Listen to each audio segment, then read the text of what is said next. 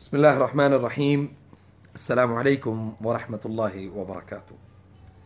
أهلا وسهلا ومرحبا بكم جميعا في موقع آپ سب کو بہت زیادہ خوش آمدید. رمضان المبارک ایک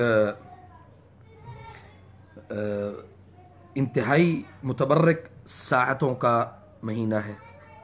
بڑی اللہ تعالیٰ نے اس میں جو ہے نا وہ خیر رکھی ہے، اور رمضان المبارک میں ہمیں جو کرنے والے جو کام ہیں وہ بے شمار ہیں الحمدللہ. اس میں نبی کریم صلی اللہ علیہ وسلم اپنے خزانوں کے، اپنے کھانے پینے کے اور اپنے اموال کے دروازے کھول دیا کرتے تھے. صحابہ کرام جو ہیں وہ کثرت کے ساتھ صدقہ کیا کرتے تھے، اور سبحان اللہ کثرت کے ساتھ لوگوں کو جو ہے وہ اللہ کے دین کی طرف دعوت اور ترغیب کا جو کام تھا وہ کیا کرتے تھے. اور اللہ تعالیٰ کی توفیق سے الحمدللہ اللہ تعالیٰ نے یہ صرف اور صرف اللہ تعالیٰ کی بہت زیادہ جو رحمت ہے، اس کے بغیر انسان کوئی بھی قدم جو ہے نا وہ نہیں اٹھا سکتا. وہ زندگی کا کوئی بھی لمحہ ہو یا کوئی بھی معاملہ ہو تو اللہ تعالیٰ اس میں جب تک اللہ تعالیٰ کی مدد اس میں شامل نہ ہو تو انسان کوئی بھی سٹینڈ نہیں لے سکتا. اللہ کریم ہماری ان محنتوں کو، ان محبتوں کو اور ہماری عبادتوں کو اللہ کریم قبول فرمائے. موضوع کی طرف میں آتا ہوں انشاءاللہ. ابھی فی الحال آج کوئی لمبی چوڑی جو ہے نا وہ ویڈیو نہیں بناؤں گا، لمبا چوڑا جو ہے نا وہ طریقہ کار نہیں بتاؤں گا، لیکن اپنے جو علم ہے اور اس سے تاکہ لوگوں کو فائدہ ہو انشاءاللہ اس پر میں آنے کی کوشش کرتا ہوں. کہ رمضان المبارک میں چونکہ اس سے پہلے بھی جو ہے نا وہ مریض بہت سارے بیمار ہوتے ہیں، اور رمضان میں کچھ شدت اس میں کمی آ جاتی ہے، لیکن مکمل طور پہ جو ہے نا وہ اس میں صحیح نہیں ہوتے. تو اکثر لوگوں کا یہ سوال بھی ہوتا ہے کہ جی اللہ تعالیٰ شیطان کو رمضان میں قید کر دیتا ہے، تو اس میں کون سی ایسی جو ہے وہ وجہ ہے کہ رمضان میں بھی بہت سارے لوگ جو ہے نا وہ بیمار پڑے رہتے ہیں، یا ان کے اوپر حاضری کا مسئلہ رہتا ہے، یا شیاطین ان کے اوپر حاضر رہتے ہیں، یا ان کو تکلیف میں مبتلا رکھتے ہیں. تو اس میں یہ ذہن میں رکھیں کہ نبی کریم صلی اللہ علیہ وسلم نے فرمایا کہ جو سرکش شیاطین ہیں، یعنی جو بڑے شیطان ہیں، اللہ ان کو جو ہے وہ رمضان میں قید کر دیتا ہے.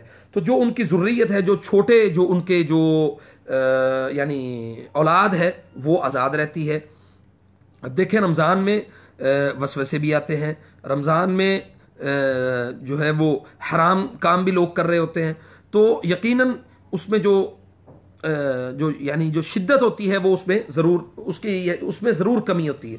تو اس کے لیے ہمیں کرنا کیا چاہیے؟ علاج کے طور پہ ہمیں کثرت سے سورۃ البقرہ اس کی تلاوت کرنی چاہیے کثرت کے ساتھ. اور قرآن کریم کو یہ نہیں کہ بھئی آپ نے شروع کیا ہے تو اس کو آپ نے ختم کرنا ہے، اور ایک ہی اس میں یعنی 3-4 دن میں آپ جو ہے نا وہ جتنا قرآن کریم پڑھیں اس کو سمجھنے کی کوشش کریں. سب سے پہلی صورت ہے سورۃ البقرہ. سورۃ البقرہ کو لازمی پڑھیں، رمضان المبارک میں کثرت کے ساتھ پڑھیں، اور جو نوافل ہیں کثرت کے ساتھ ادا کریں. اور اس کے بعد سورۃ الفرقان، اور سورۃ الفرقان کا یہ فائدہ ہے، سورۃ الفرقان اور سورۃ دخان یہ 2 صورتیں ان کو کثرت کے ساتھ تلاوت کریں. خاص طور پہ اس کا جو وقت ہے، یعنی جو مجرب وقت ہے، وہ ہے تجربہ شدہ جو وقت ہے، وہ ہے عصر کی نماز اور بعد صلاۃ العشاء، یعنی عشاء کی نماز کے بعد آپ ان 2 صورتوں کو، سورۃ الفرقان اور سورۃ دخان، ان 2 صورتوں کو لازمی طور پہ یعنی تلاوت میں اپنی معمول میں رکھیں روزانہ میں. باقی جو روٹین میں آپ قرآن کریم کی تلاوت کر رہے ہیں وہ کرتے رہیں، اس میں کوئی حرج نہیں انشاءاللہ، اور اس میں بہت فائدہ ہے انشاءاللہ. اور اللہ تعالیٰ سے ساتھ ساتھ دعائیں بھی کریں. اللہ تعالیٰ روزے دار کی جو منہ کی جو بدبو، یعنی اس کو بدبو تو نہیں کہنا چاہیے، خوشبو جو ہے اللہ تعالیٰ کے نزدیک بڑی اہم ہے، اور اللہ تعالیٰ روزے دار کی دعاؤں کو قبول کرتا ہے. کیونکہ روزہ صرف اور صرف ایک واحد ایسی عبادت ہے جس کے متعلق اللہ تعالیٰ نے فرمایا کہ روزہ میرے لیے ہے اور میں نے صرف اس کا اجر دینا ہے. یعنی روزے دار اور اللہ کا معاملہ ہے کہ اللہ تعالیٰ اس کو کیا جزا دیتا ہے، کیا اس کو فائدہ دیتا ہے۔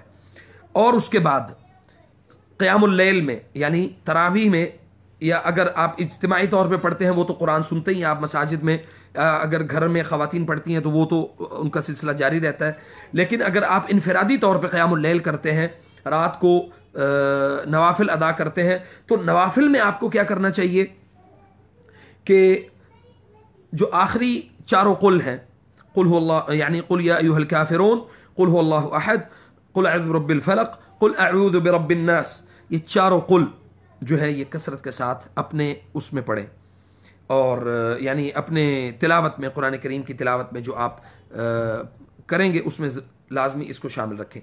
اور اس کے بعد جو خاص طور پہ وہ امراض، وہ مریض جو یعنی جن کے اوپر سحر معقول اور مشروب، پلائے اور کھلائے جادو کا ان کے اوپر سب سے زیادہ مسئلہ ہے، تو وہ کیا کریں، قیام اللیل میں یا رات کے وقت کسی بھی وقت، یعنی تہجد کا وقت جب شروع ہو جائے یا جب آپ سحری سے پہلے اٹھیں تو قرآن کریم کی چند ایک چیزیں جو ہیں وہ اپنے ذہن میں رکھیں، وہ سورۃ الفاتحہ 7 مرتبہ، سورۃ البقرہ کی آخری 2 آیات 7 مرتبہ، آیت الکرسی 7 مرتبہ، اسی طرح سورۃ علق اقرأ بسم ربک الذی خلق 7 مرتبہ، اور آخری چاروں قل 7 مرتبہ۔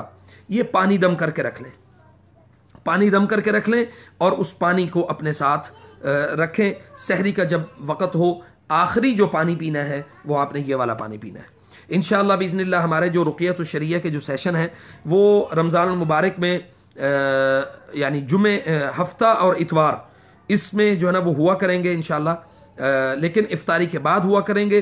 جو بھائی جو ہمارے احباب یہاں پہنچ سکتے ہیں انشاءاللہ وہ پہنچیں گے، اور اسی طرح رمضان المبارک کے بعد جو ہے وہ ہمارے جو سیشن ہیں وہ ہمارے 3 دن ہوا کریں گے، ہفتہ، اتوار اور سوموار، ہفتہ، اتوار اور سوموار، یہ 3 دن ہمارے سیشن ہوا کریں گے انشاءاللہ، اور اس کی جو ٹائمنگ ہے وہ انشاءاللہ مشاورت کے بعد آپ کے ساتھ شیئر کر دی جائے گی۔ اللہ تعالی ہماری عبادتوں کو اور ہمارے قرآن کریم کی تلاوت کو، ہمارے صیام، ہمارے قیام، ہماری جو عبادات ہیں خالصاً لوجہ اللہ، اللہ تعالیٰ اپنے لیے ان کو قبول کرے۔ اللہ تعالیٰ ہمیں عمل کی توفیق عطا فرمائے۔ فجزاکم اللہ خیر۔ السلام علیکم ورحمۃ اللہ وبرکاتہ۔